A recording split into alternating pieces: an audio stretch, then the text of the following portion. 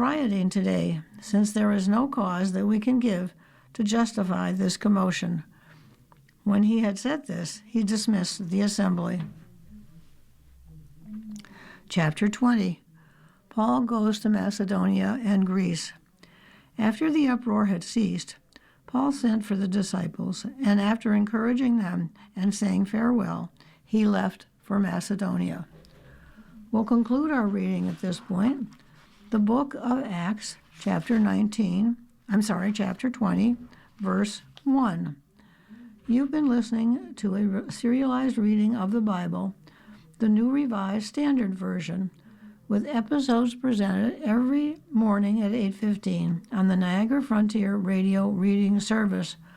Your reader has been Rosemary. Thank you for listening.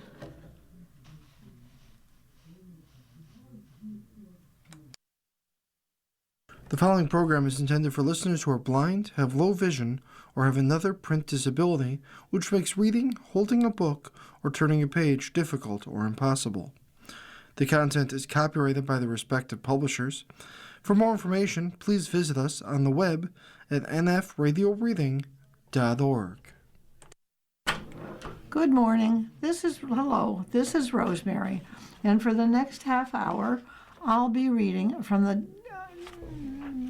December 18th issue of the Challenger Community News on the Niagara Frontier Radio Reading Service.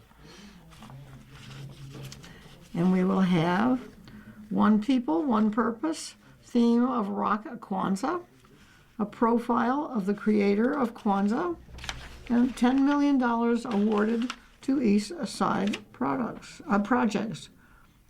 And U.S. Representative James Clyburn to keynote MLK celebration in January. East Side Parkways Coalition awarded $100,000 matching a grant. So we'll look at all of those.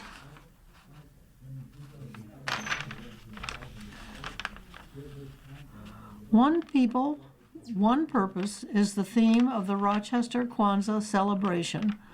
The Rochester Kwanzaa Coalition has announced a powerful 7-day citywide celebration of culture, unity, and purpose from December 26th to January 1st, as we honor all 7 principles of Kwanzaa with community, creativity, and intention. This is more than a celebration. It's a movement. The theme of this week-long event of Black culture, self-determination, family, economics, purpose, creativity, and faith in one people, one purpose. Please join us. Then we have ROC. The Future Alliance is recipient of the 2025 Health Equity Innovation Award. ROC, the Future Alliance, has been selected as a recipient of the 2025 Health Equity Innovation Award from Excelis Blue Cross Blue Shield. This annual funding opportunity supports nonprofit organizations working to eliminate health disparities and improve health outcomes across the region. The award will help fund pre-K prescriptions, partnering across health and education sections to ensure K readiness for every child, which is designed to bridge healthcare and education to ensure every child in our community enters kindergarten ready to succeed.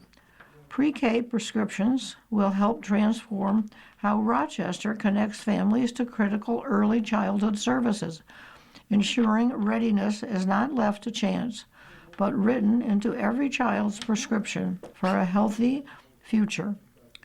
The program was chosen for its innovative approach, strong community engagement, and alignment with the goal of advancing health equity. Area briefs. Poloncarz appoints James Blackwell as Chief of Staff.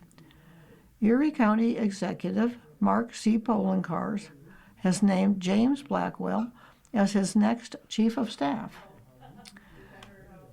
a position that Blackwell will assume on January 1st. Currently serving as SUNY Erie's Vice President for Administration, as well as SUNY Erie's Government Liaison with local, state, and federal agencies, Blackwell previously served as Director of the Erie County Office of Equal Employment Opportunity, and before that as Special Assistant to the County Executive. He holds both a bachelor's and a master's degree from Ball State University.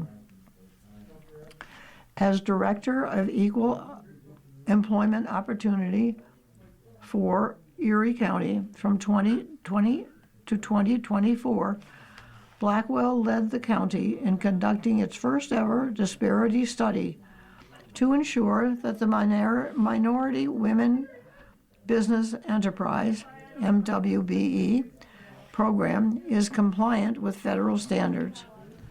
I am honored and excited to return to county government in the capacity of Chief of Staff, and I look forward to working with our dedicated employees and community partners to make a meaningful, positive impact throughout the county, Blackwell said. East Side Parkways Coalition awarded $100,000 matching grant to support Fight to Restore Humboldt Parkway.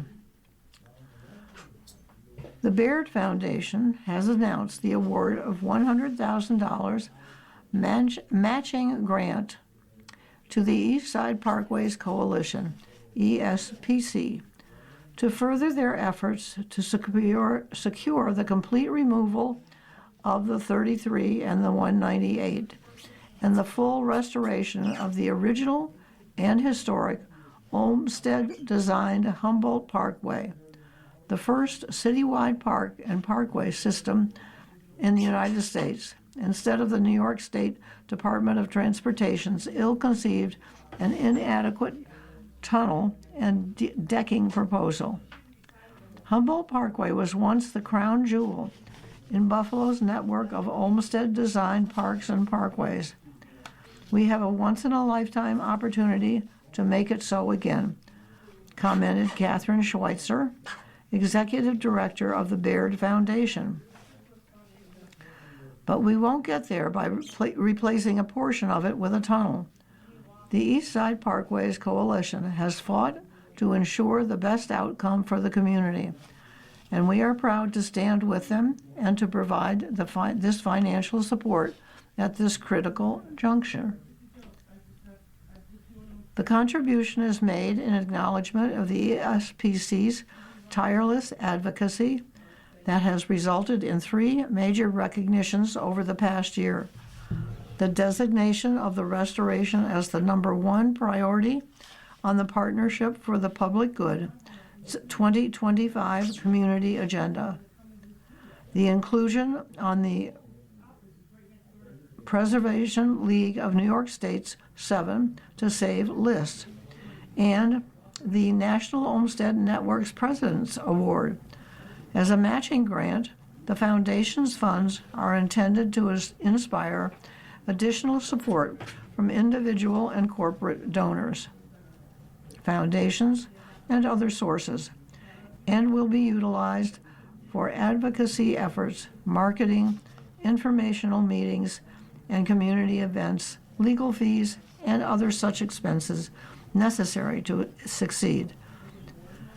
Interested parties can securely make a donation at eastsideparkwaycoalition.com/donate. Board of Education President Kathy Evans Brown and Superintendent Mubenga announced pause on school closures.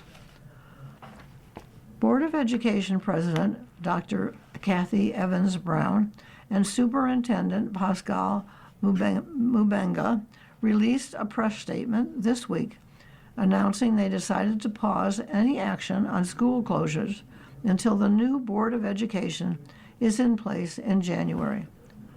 No action will be taken at the board meeting on Wednesday, December 17th, to close any specific schools. Last Friday, it was reported that the committee assisting the district recommended closing schools 90 and 3. Marva J. Daniels Future Preparatory School Academy in the Fruit Belt could be forced to close. Fruit Belt resident and community activist Denise Barr and UB's Dr. Henry Lewis Taylor arguing that closing the school would be a grave mistake. The first school board meeting of the year 2026 will be held January 5th. The school district's first business meeting is scheduled for January 21st.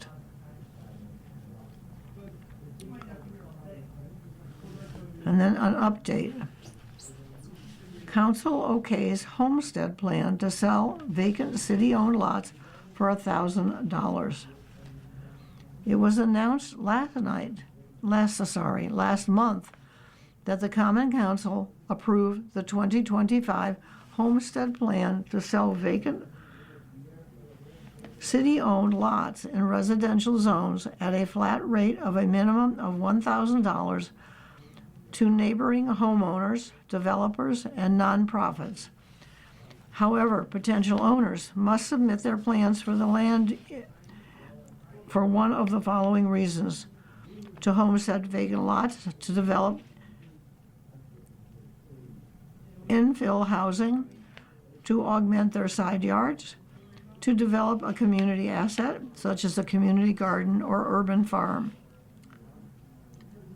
Ellicott District Council member Leah Halton Pope said that council members will have a say in the sale of the lots as a safeguard, assuring it won't just be a free-for-all. The city of Buffalo owns about 6,000 vacant lots in residential zones throughout the city, primarily concentrated on the east side, and has had a homestead plan since 1974. Contact the office of your district council member for more information. Okay. Build a town hall this Saturday. Wrongful death of Hugh Davis is on the agenda. Oh, this has already taken place, December 20th. Okay, and then we have the Rafi Green Elder Planning Committee will meet at the Meriwether Library each Tuesday at 1 p.m. The Rafi Green reorganization and other pressing community concerns require discussion leading to action. We look forward to your input. And that's signed RGEPC. City homicides said to be at lowest level in decades. And then we have Black history, Black codes. In the United States, the Black codes were laws passed by Southern states in 1865 and 1866 after the Civil War. These laws had the intent and the effect of restricting African American freedom and of compelling them to work in a labor economy based on low wages or debt. Black codes were part of a larger pattern of Southern whites trying to suppress the new freedom of emancipated African American former slaves, known as the freedmen. From the colonial period, colonies and states had passed laws that discriminated against free blacks in the South. These were generally included in slave codes. Restrictions included prohibiting them from voting, bearing arms, gathering in groups for worship, and learning to read and write, even beating the drums. The major purpose of these laws was to preserve slavery. In the first 2 years after the Civil War, white-dominated Southern legislatures passed black codes, which were particularly concerned with controlling movement and labor. Although freedmen had been emancipated, their lives were greatly restricted by the black codes. The defining feature of the black codes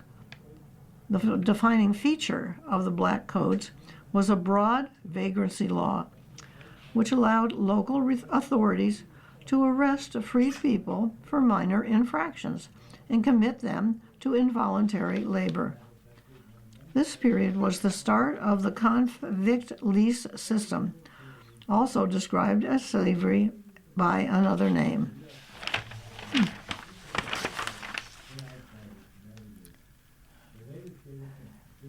Area faith-bound food banks receive food supplies from People's Fund.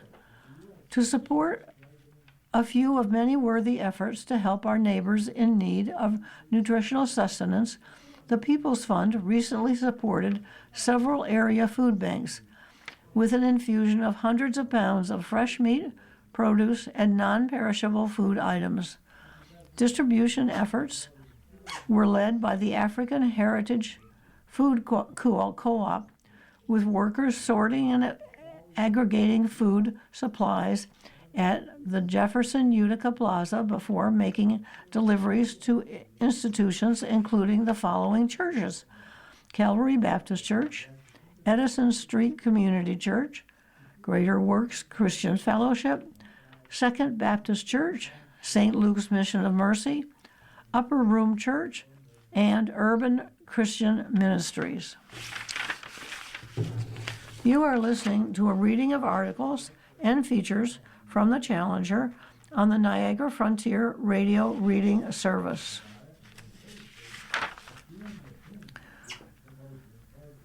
Greater Faith Temple Church of God in Christ gets landmark designation.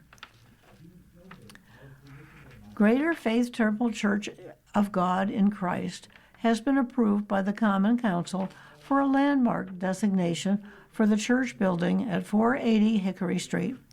The request was made by the church along with Preservation Buffalo Niagara, built in 1860 as the second German Baptist church. The pre-Civil War building has been cited as one of the oldest surviving religious structures in Buffalo. The designation may help the church get sacred site grants and other funding. The church is led by Pastor Cleveland Perry Howell. And then we have a quote of African wisdom: "Not only is God's work wonderful, God's work can never be undone."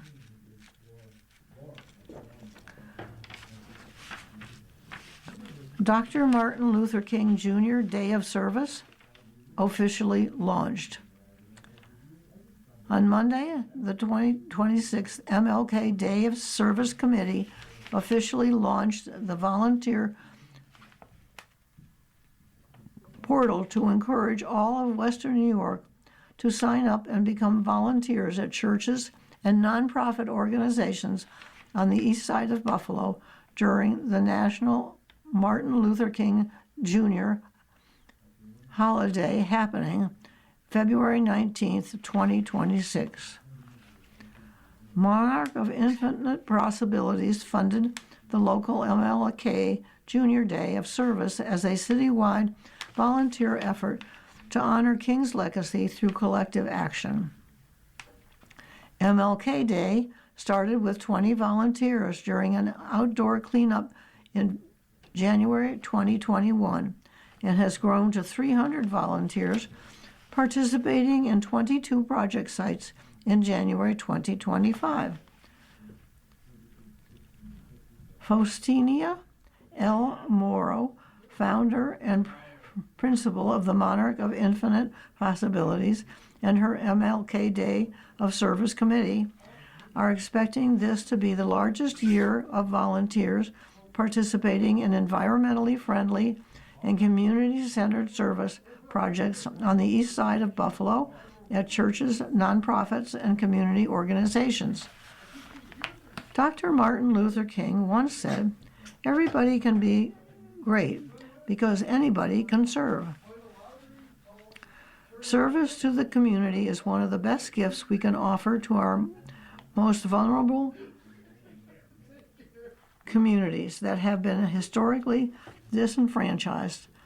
This year, we already have nearly 100 returning volunteers who have been waiting to sign up for the 6th MLK Day of Service. Our amazing volunteers help with painting, recycling, clean energy, weatherization, community beautification, and stuffing food giveaway bags, said Morrow. Each project site can receive up to 25 volunteers on MLK Day of Service. To sign up to volunteer, please go to https://www.eastside.com/MLK Day. The local initiative that is connected to the National MLK Day of Service is coordinated by Monarch of Infinite Possibilities, LLC, in partnership with Buffalo Urban League, Buffalo NAACP, Buffalo Masson District Council, woman Zanetta B. Everhart, City of Buffalo Division of Citizens Service, Erie County Legislator Lawrence Dupree, Michigan State African American Heritage Corridor Commission, East Side Stewards. The 2026 MLK Day of Service kickoff rally will be held on January 19th at 8 a.m. and hosted at Bethel AME Church. U.S. Representative James Clyburn to keynote the 2026 Martin Luther King Jr. celebration. U.S. Representative James Clyburn will be keynote at the 2026 annual Dr. Martin Luther King Jr. celebration at Kleinhans Music Hall.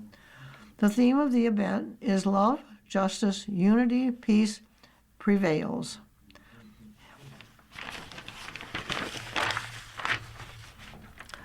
And then we have Health Matters. Buffalo Freedom Gardens' first annual Ubuntu celebration and fundraiser. Since the passing of Gail V. Wells, one of our beloved Queen Mothers and founder of Buffalo Freedom Gardens, the community has come together to ensure her legacy and her vision to teach our community to grow food for liberation and resiliency.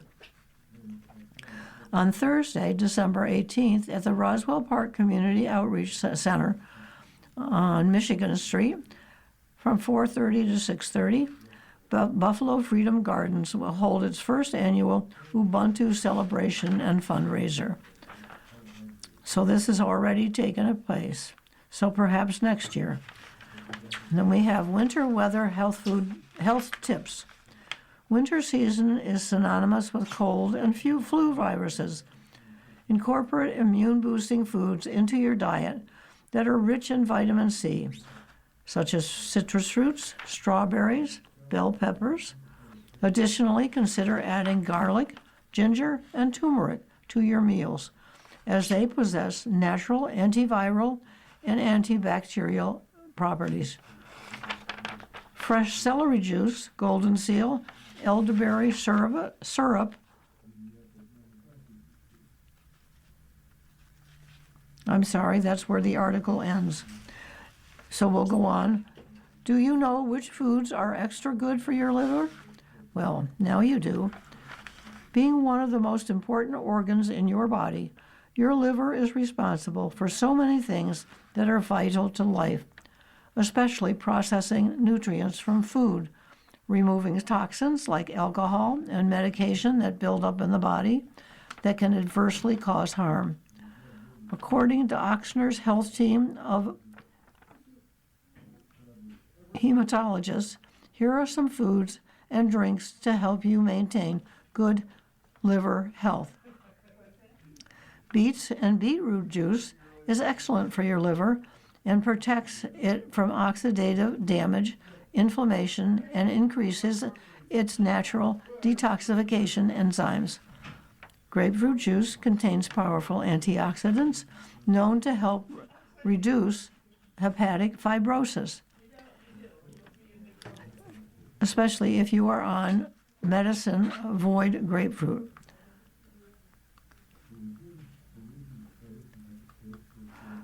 Blueberries, raspberries, blackberries, and cranberries are powerful healing food for your liver, rich in antioxidants that also reduce inflammation and protect the liver from oxidative stress, liver damage, and reduce the risk of fibrosis. Brussels sprouts and broccoli sprouts and most cruciferous vegetables help combat non-alcoholic fatty liver disease due to the sulfur-rich compounds found in them that boost detoxification and protect the liver from damage. Artichokes contain compounds that boost the liver detox pathways and protect against oxidative stress and free radicals that create damage. All nuts and seeds are high in good fats like vitamin E and plant compounds. They are a good boost that help promote liver health due to their high antioxidant and omega-6 and omega-3 fatty acid content. Coffee and tea are also known to be liver supportive. Coffee helps reduce fat buildup, and green tea helps protect against tumors and inflammation. Helpful herbs include milk thistle, burdock root, and dandelion. And we have Narcan use trainings in 2026. The Erie County Department of Health has scheduled monthly Narcan trainings for 2026. These free virtual classes teach participants how and when to use Narcan to reverse the effects of an opioid overdose and more. The first three dates are January 6th, 6 p.m. to 8 p.m., February 21st, 9 a.m. to 11 a.m., March 11th, 12 to 1 p.m. Additional dates will be announced quarterly. And you can get additional information from erie.gov/Narcan. Virtual training participants will need a computer and internet access or a smartphone with the ability to access WebEx. For information on group training for your business, school, or organization, call 716-858-7695. January 3rd is a full moon. Emotion, intuition, and comfort. A full moon of 2026 glows in Cancer, and your body feels it before your brain does, before your brain names it. You're a little more aware, a little more sensitive, and a lot less interested in pushing through just for the sake of it. And then we have Taoist Tai Chi sessions starting in January. 3 in Buffalo and 1 in Amherst. And you can pre-register for a class. Just go to our webpage at https://www.taoisttaichi.org, locations, Buffalo-Center/.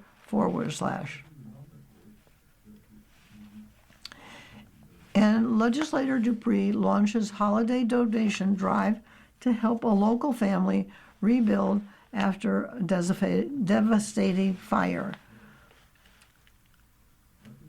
and at the office of legislator Lawrence Dupree on Fillmore Avenue. The mother and father and 3 of their children survive. The family wish lists include Ava, age 9.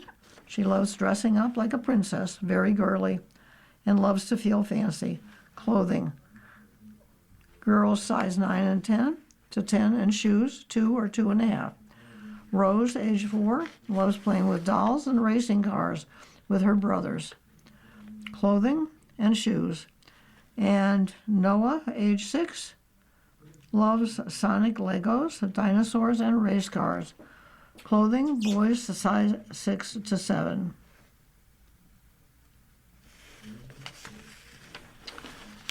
And I think we will complete our reading there.